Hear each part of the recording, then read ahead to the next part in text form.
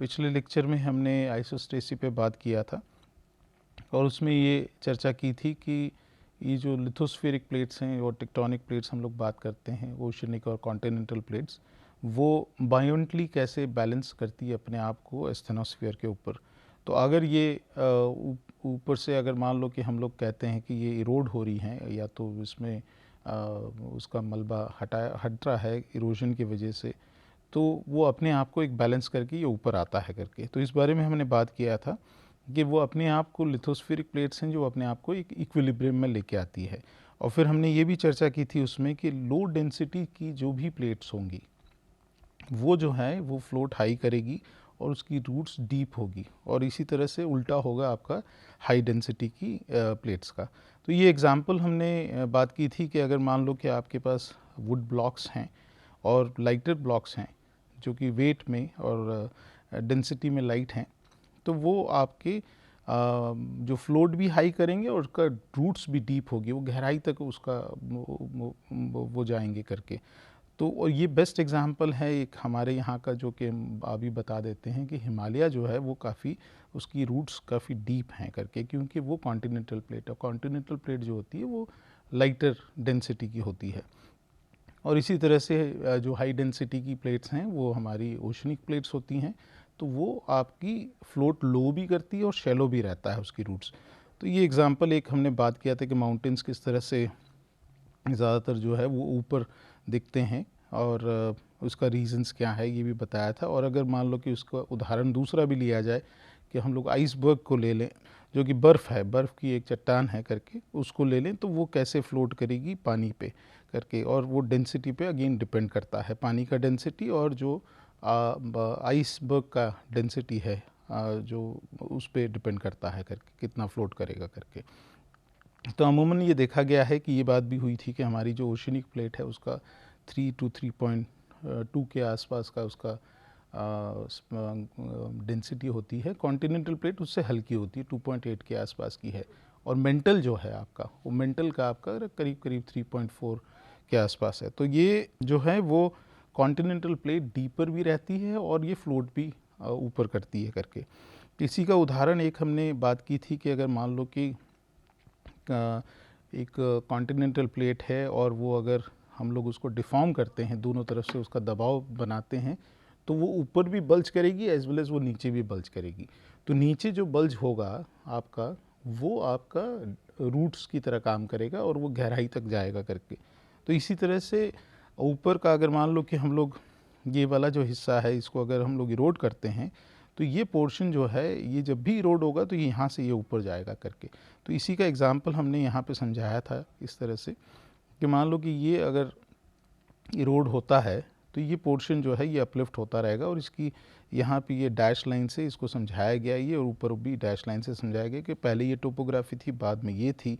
इसी तरह से इसकी रिस्पेक्टिव टोपोग्राफी जो सबसरफेस थी वो ये थी करके। तो समय आएगा अगर मान लो कि पूरा खर्च हो गया, पूरा जो भी इसका रूट्स थे और जो भी इसका नीचे पोर्शन था वो अगर खर्च हो गया, मतलब इक्विलिब्रियम में आ गया, तो एक समय आएगा कहीं ना कहीं ये दुनिया में होगा, इस धरती पे होगा ये एग्जाम्पल कि ये एक प्लेन बन जाएगा, क्योंकि नीचे से ऊपर आने के लिए उसके पास कुछ बचा नहीं है। तो इसी तरह से हम लोग ने ये आइसोस्टेसी के ऊपर बात किया था करके। अब आते हैं कि अगर मान लो कि हम लोग जो है ये एक हिमालय के ऊपर बात कर रहे थे हम लोग उस दिन कि हिमालय में मान लो कि हम लोग का ये रहता है करके, तो ये हिमालय में डिफॉर्मेशन कैसे होता है, क्योंकि इसी के आगे हम लोग बात करेंगे करके। तो अगर ये कुछ हमारे पास वीडियोस हैं इस पे बात करते हैं करके कि ये माउंटेन बिल्डिंग प्रोसेस क्या है, कैसे बनता है। तो ये बड़ी सरल तरीके से जिसको हम लोग कहते हैं सैंडबॉक्स मॉडल, उसमें हमने इसको एक कोशिश की थी कि इसको दर्शाया जाए कि कैसे होता है। तो एग्जैक्ट रिप्लिका तो नहीं है ये, लेकिन एक हमारी कोशिश थी कि इसमें, क्योंकि आगे जो भी हम लोग इस पे बात करेंगे, जो भी आगे के लेक्चर्स में बात करेंगे, वो ये होगा कि फॉल्ट लाइंस कैसे डेवलप होती है और फिर ये डिफॉर्मेशन कैसे होता है। जैसे मैंने एक पिछले लेक्चर में कहा था कि हिमालय जो है वो एक सिंगल माउंटेन चेन नहीं है, मल्टीपल माउंटेन चेन्स हैं। इसीलिए हम लोग जब कहते हैं कि हिमाद्री यानी हायर हिमालयास है, लेसर हिमालयास है और सब हिमालयास, जिसको हम लोग शिवालिक भी कहते हैं, ये बात मैंने पहले भी कही है करके। तो ये हम लोग मान लें कि ये वाला अपना पोर्शन जो है वो आपका इंडो गैंजेटिक प्लेन है इस तरफ का, और ये हमारा जो है ये हिमालय की साइड का हिस्सा है, या तो हम कहें कि इसको हम लोग तिब्बतियन प्लेट भी कह सकते हैं, ये प्लेट भी हो सकता है करके। तो हम लोग इसको अगर मान लें, और ये हमारा नॉर्थ है और ये हमारा साउथ है इस तरफ करके, तो ये इंडो गैंजेटिक प्लेन की तरफ है। अब हमारा जो है कि इंडियन प्लेट भी इस तरफ मूव कर रही है, और आपका जो है तिब्बतियन प्लेट अगर हम लोग स्टेशनरी लेते हैं तो इंडियन प्लेट मूव कर रही है। लेकिन हालांकि इसमें हमने उसको कोशिश की है, क्योंकि हम उस तरह का एक्सपेरिमेंट नहीं कर पा रहे थे, हालांकि कि भाई इंडियन प्लेट है वो नीचे जाए करके, या तो उससे टकराव हो करके। हालांकि अभी जो सिचुएशन है वो ये है कि आपकी जो तिब्बतियन प्लेट है इनिशियली तो ये नीचे गई आपकी इस तरह से, सॉरी एक हम लोग इसको जो है ये इंडियन प्लेट जो था वो इस तरह से नीचे गया करके। इस पे हम लोग आगे जाके चर्चा करेंगे। और फिर ये आपका तिब्बतियन प्लेट जो है इसके साथ ये माउंटेन्स बनना शुरू हुए, ये माउंटेन्स हैं आपके। तो इसको हम लोग कहते हैं यूजुअली सबडक्शन जोन्स एक्चुअली। तो सबडक्शन जोन कब होता है ये भी बात करेंगे, लेकिन अभी जो स्थिति है वो ये है कि ये नीचे तो नहीं जा रहा है बहुत, लेकिन ज़्यादातर जो है ये टकराव इसमें पैदा हो रहा है यहाँ पे। तो नीचे के हिस्से में नहीं कुछ हो रहा है करके, तो ये टकराव है, that is what we call. एक तो हम लोग ने कहा कि जो प्लेट्स नीचे आती थी उसको सबडक्शन कहते हैं, और दूसरा जो है ये वाला जो अभी जो प्रेजेंट हाल है, जो स्थिति है वो है, इसको हम लोग कहते हैं कि आपका कोलिशन। सो अभी कोलिशन की स्थिति है दो प्लेट के बीच में। आइए अब देखते हैं कि अगर मान लो कि हम लोग इस तरह से ये अगर एक्सपेरिमेंट में क्या हमको मिलता है और किस तरह से डिफॉर्मेशन हो रहा है। तो ये हमने दूसरे, जैसे मैंने कहा कि हमने इसमें सैंडबॉक्स मॉडल के बारे में बात की है। तो सैंडबॉक्स में यहाँ पे हमने क्या किया कि ये जितनी भी हैं ये मतलब सिल्ट साइज़ है एक, फिर ये सैंड है, कोर्स सैंड है ये, और इसी तरह से हमने इसका लेयर्स बनाए हैं, ये भी कोर्स सैंड है और ये सिल्ट है आपका। तो ये लेयर्स इसलिए बनाए थोड़ा सा कि ताकि हमको इसमें थोड़ा अंतर नज़र आए जब ये डिफॉर्मेशन हो। तो हम इसको चला के बताते हैं, वीडियो आप देखिएगा इसको कि कैसे दिखता है ये करके। तो आप ज़रा यहाँ पे ध्यान दीजिए, इस जगह पे, यहाँ पे ये स्क्रू हैं, हमने इसको मूव कर रहे हैं स्लोली, जैसे कि हम लोग ये सोचे कि ये प्लेट मूव कर रही है, और यहाँ पे आप देखेंगे तो ये मूवमेंट हो रहा है आपका इसका करके।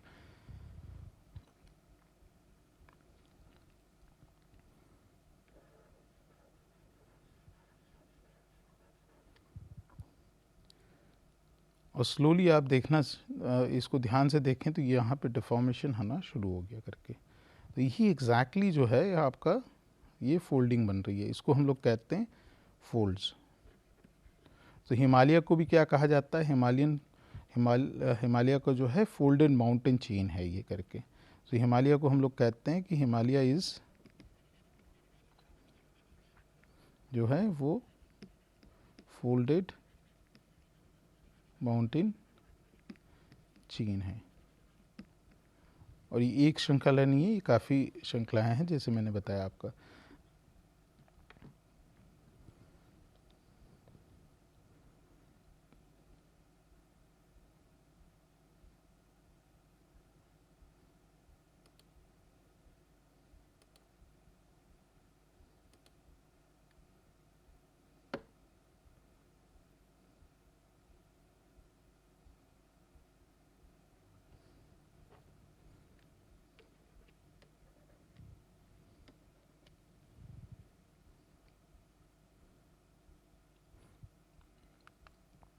इसी तरह से इसको भी हमने थोड़ा सा ये दूसरा एक वीडियो है वो हम बताने की कोशिश करते हैं आपको।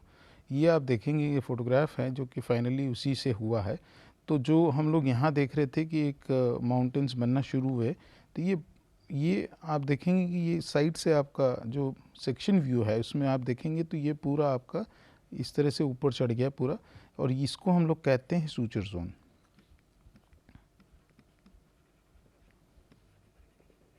तो ये सबसे पहला जो कोलिजन हुआ दो प्लेट के बीच में जब टकराव हुआ, इसको हम लोग कहते हैं सूचर जोन।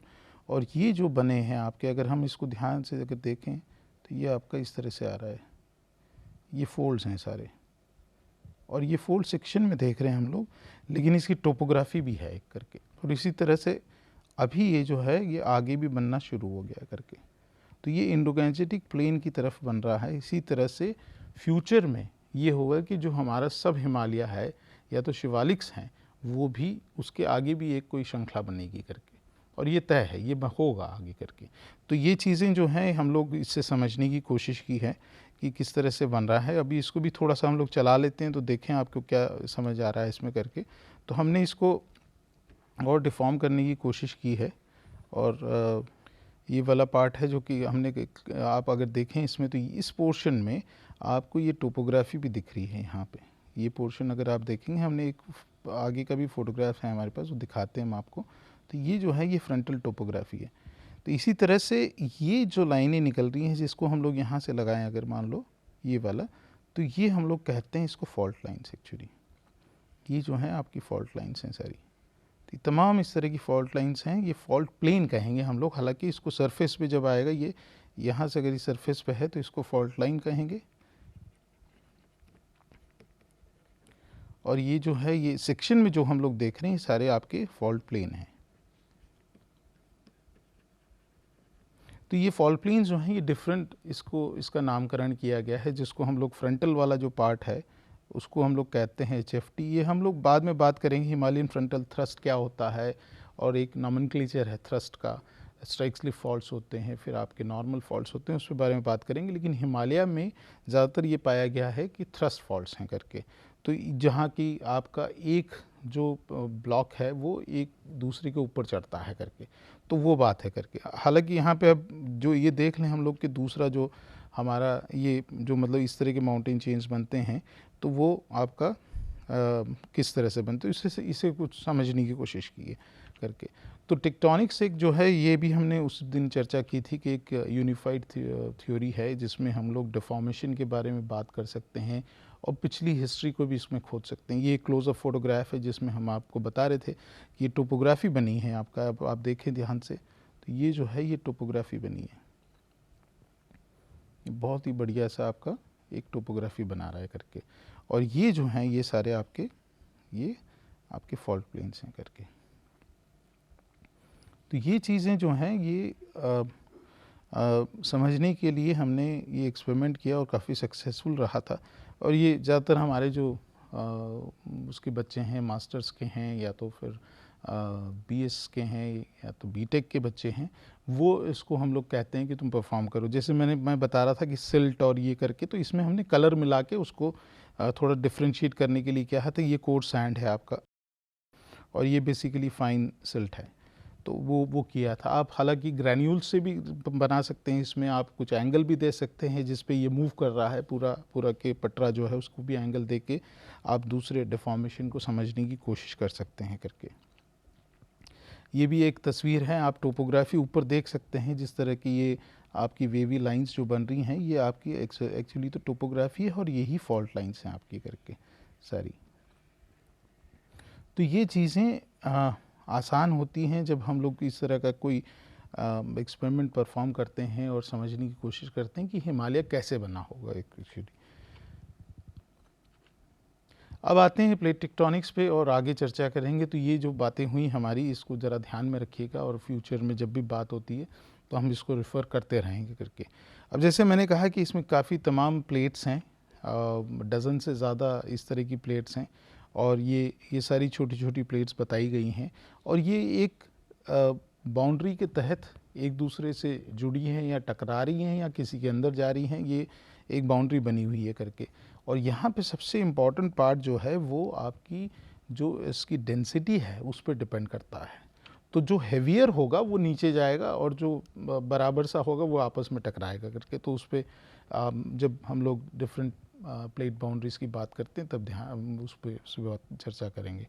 अब ये जो प्रोसेस है पूरा के पूरा, ये काफ़ी पुराना है इन सेंस ऑफ कि हम लोग चंद वर्षों की बात नहीं कर रहे हैं, इसमें ये बात हो रही है काफ़ी मिलियन ऑफ ईयर्स की बात हो रही है करके यहाँ पे।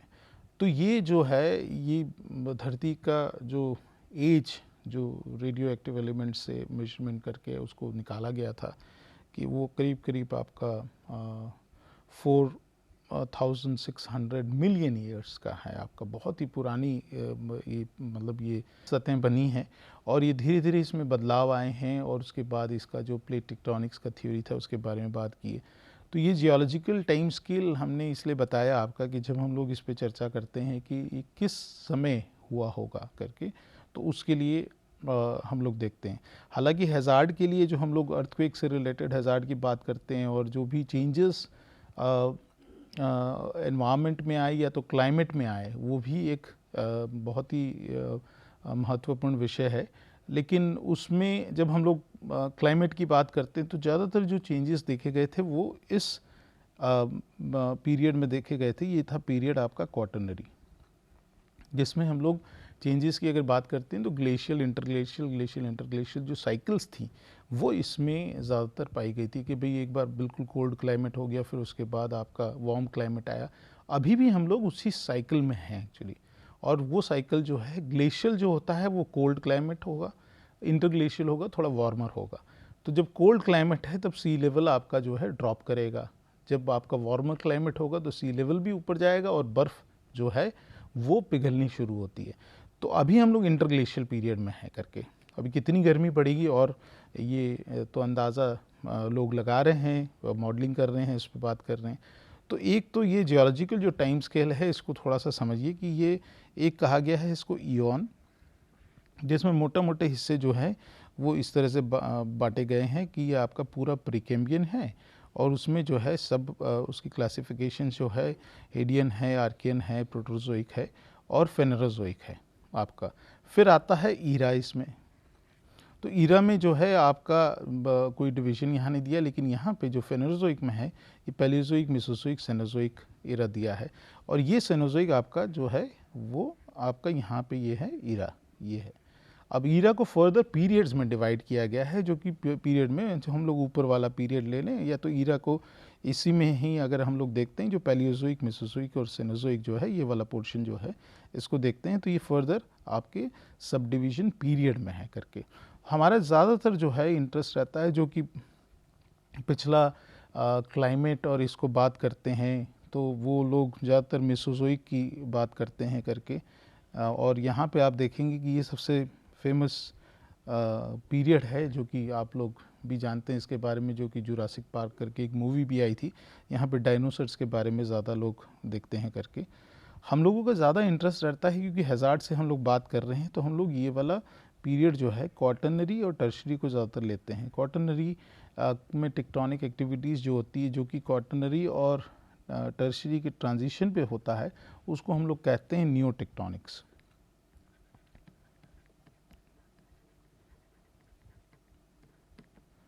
और जो क्वाटरनरी में हो रहा है उसको हम लोग ज़्यादातर कहते हैं एक्टिव टेक्टोनिक्स। लेकिन हम लोग जो जो एम्फसाइज़ करते हैं, जिस पे तवज्जो ज़्यादा देते हैं करके इस तरह की स्टडीज़ के बारे में, अर्थक्वेक्स के और इसके, तो वो हम लोग जो है वो इपॉक, ये पीरियड के बाद जो है ये इपॉक आता है। इपॉक में सब डिवीज़न है। तो होलोसीन जो है ये करीब करीब 10,000 वर्ष का है, मतलब 10,000 वर्ष से शुरू हुआ और अभी तक कंटिन्यू कर रहा है। अब कुछ स्टडीज़ ये बता रही हैं कि हमारा जो है एंथ्रोपोजेनिक एक्टिविटी, जो ह्यूमन एक्टिविटी इतनी ज़्यादा हो गई है कि इसका ये होलोसीन एंड हो गया है और एक जो नया जो साइकिल शुरू हुआ है वो एंथ्रोपोसीन करके उसका नामकरण करने की कोशिश की। हालांकि इसके एविडेंस जो हैं वो बहुत लोकेशंस पे नहीं मिले हैं, अभी भी इस पे डिबेट चल रहा है करके। तो ये आगे हो सकता है कि ह्यूमन इंटरफेरेंस और ह्यूमन इन्फ्लुएंस इम्पैक्ट इतना ज़्यादा हो गया है एनवायरनमेंट पे कि उस पीरियड जो है उसके बाद एक ड्रास्टिक चेंज देखने को मिल रहा है कि आपके क्लाइमेट में मिल रहा है, सॉइल्स में मिल रहा है, टोपोग्राफी में मिल रहा है। तो इस तरह से करके इसको भी आपका आगे एक सब डिवीज़न होगा, इपॉक जो होगा वो होगा आपका एंथ्रोपोसीन। तो होलोसीन जो है वो 10,000 वर्ष का है, और आपका जो प्लेइस्टोसीन और होलोसीन को दोनों को मिलाते हैं तो ये आपका बनता है क्वाटरनरी। तो ये है आपका करीब करीब 1.8 मिलियन ईयर्स। कहीं कहीं पे कुछ टेक्स्ट बुक्स हैं उसमें तो रिसर्च है उसमें 2.0 मिलियन ईयर्स भी लिया गया है। तो ये एक मोटा मोटा एक आपका टाइम स्केल है करके। अब मैंने बात की थी कि एक साइंटिस्ट थे, उन्होंने पहले इनका नाम है अल्फ्रेड वेगनर, और इन्होंने काफ़ी वर्षों पहले करीब करीब 1912 में इन्होंने एक थ्योरी दी। ये जर्मन साइंटिस्ट थे, मेट्रोलॉजिस्ट थे। तो इन्होंने बताया कि भाई कॉन्टिनेंट्स हैं वो अपनी जगह से ड्रिफ्ट हुए हैं करके, ड्रिफ्ट यानी मूव हुए हैं वो करके। लोगों ने इसको माना नहीं करके, और इन्होंने फिर भी वो थ्योरी तो दी करके कि भाई ये कॉन्टिनेंटल ड्रिफ्ट की थ्योरी के बारे में बात हुई थी। ये तो 1912 में इन्होंने इस पर चर्चा की करके। तो इन्होंने कुछ चीज़ें देखी कि भाई पहले ये एक ही लैंड मास था पूरा, जो कि सब सारी प्लेट्स जो थी वो एक साथ थी, और उसको उन्होंने नामकरण किया पैंजिया करके। पैंजिया का मतलब जो होता है मीन्स ऑल लैंड, मतलब एक ही लैंड मास था। लेकिन उन्होंने ये भी बताया कि ये पहले था, लेकिन अब ये अलग अलग दिशाओं में मूव किया है और ये ड्रिफ्ट हुआ है अपनी जगह से करके, ये एक जगह पे नहीं रहा। तो इस चीज़ों को लोगों ने माना नहीं, और इनका बहुत ही सिंपल तरीका था जिसको हम लोग कह सकते हैं कि जो बचपन में बच्चों को दिया करते हैं, छोटे बच्चों को, कि भाई आप ये पज़ल खेलिए करके इसमें ना, कि ये इसका जो हिस्सा है ये किससे जुड़ेगा, और कुछ करके एक चित्र बनता है करके उसका। तो इसी तरह से उन्होंने धरती पे ये जो प्लेट्स थी उसका एक चित्र बनाने की कोशिश की करके, और उन्होंने कहा कि देखिए भाई कि ये जो आपका साउथ अमेरिका है इसकी बाउंड्री और साउथ अफ्रीका की जो बाउंड्री है ये आपकी बहुत ही सटीक तरीके से एक दूसरे के अंदर बैठती है। तो ये जो बाउंड्री जो रेड लाइन दिखाई है आपको, इसको अगर आप मैच करोगे तो एक दूसरे के अंदर फिट हो जाएगा करके। ये कुछ इस तरह से फिट हो रहा है आपका करके। तो ये जो फिटिंग था, इन्होंने कहा कि ये तो काफ़ी सिमिलरिटी है, तो ये किसी ज़माने में ये दोनों साथ में रहे होंगे करके। इसी तरह से उन्होंने बाकी प्लेट्स का भी बारे में सोचा, और उसके बारे में भी उसके भी आकार को देखा और समझा कि तो ये एक थ्योरी तब से हुई। लेकिन लेटर ऑन लोगों ने इसको माना कि ये है और ये हकीकत है। और अभी का हाल ये है कि अब तो जीपीएस स्टेशंस हैं, हर प्लेट के ऊपर जीपीएस स्टेशंस लगे हैं तमाम। तो वो जीपीएस स्टेशंस आपको बताते हैं कि इसके कोऑर्डिनेट सेम नहीं रहते, हर साल बदलते हैं इसके कोऑर्डिनेट्स।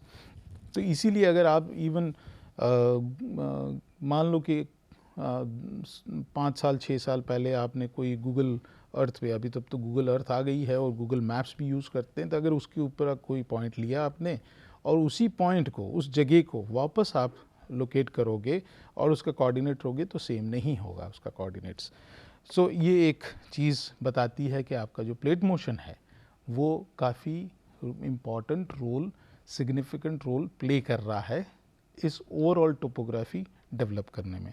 तो ये जैसे अल्फ्रेड वेगनर ने कहा था कि पहले एक ऑल मास था, सब सारे लैंड एक साथ थे।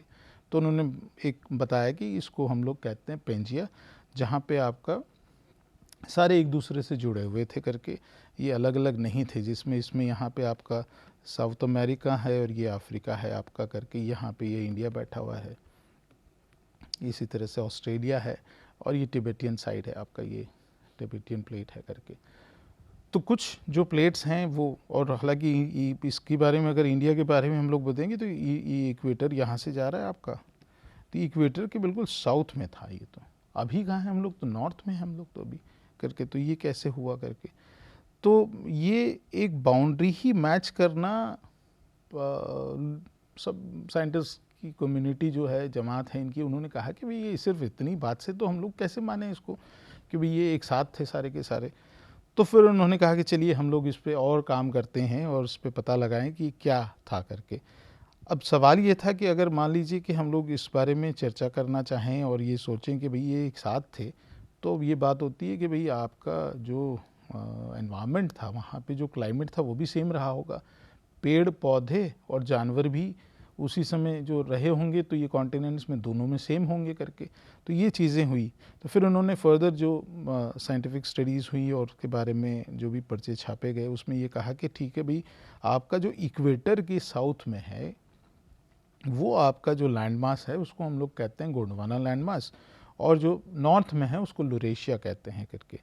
तो जिसमें लुरेशिया में आपका यूरेशिया आ गया और नॉर्थ अमेरिका आ गया, गोंडवाना में आपका south America, Africa, Antarctica, India, Australia, ये लोग आ गए सारे करके। तो ये अब यहाँ से शुरू हुआ। तो इन्होंने बाउंड्रीज तो काफ़ी हद तक मैच करी। फिर उन्होंने डिटेल स्टडी की इसकी फ्लोराज एंड फौनाज की, मतलब पेड़ पौधों की भी की और जानवरों की भी की करके, जिसमें इन्होंने पाया कि काफ़ी हद तक ये सिमिलर हैं, जो कि ये चित्र एक दर्शाता है कि ये जो हैं ये सारे एक तरह की जो भी आपके फॉसिल्स मिले उनको, उस पे ये तय किया गया कि ये भाई ये सारे एक ही समान थे और एक ही प्रजाति के थे करके, और जो कि यहाँ पे उस समय उनका रहना था करके। अब दूसरा एक एविडेंस उनको ये दिखा कि भाई ये अगर मान लो कि ये साउथ पोल की तरफ जितने भी कॉन्टिनेंट्स थे आपके, और साउथ पोल जो हम लोग देखते हैं आज भी देखते हैं कि वो आपका काफ़ी ठंडा प्रदेश माना जाता है, ठंडा इलाका माना जाता है करके, जहाँ पे ग्लेशियर्स हमेशा पाए गए हैं करके। तो अब ये ग्लेशियर मूवमेंट्स के भी काफ़ी एविडेंस होते हैं। जब ग्लेशियर मूव करता है, ग्लेशियर आइस शीट जब मूव करती है तो वो एक निशान छोड़ जाती है पत्थरों पे, जिसको हम लोग कहते हैं स्ट्राइएशंस। सो ये स्ट्राइएशंस जो थे ये काफ़ी क्लियर आपको वहाँ पे इसमें नज़र आए करके। तो ये इस पूरे इलाके में आपको ये एविडेंस मिले जो कि था आपका ग्लेशिएशन का। तो ये भी एक एविडेंस है। तो इसी तरह से इसके बेसिस पे ये तय हुआ कि भाई ये सारे कॉन्टिनेंट्स जो हैं वो एक जगह पे थे।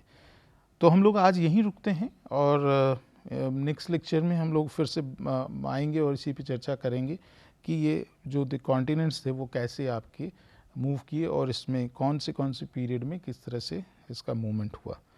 तो यहीं रुकते हैं। Thank you so much. नमस्कार।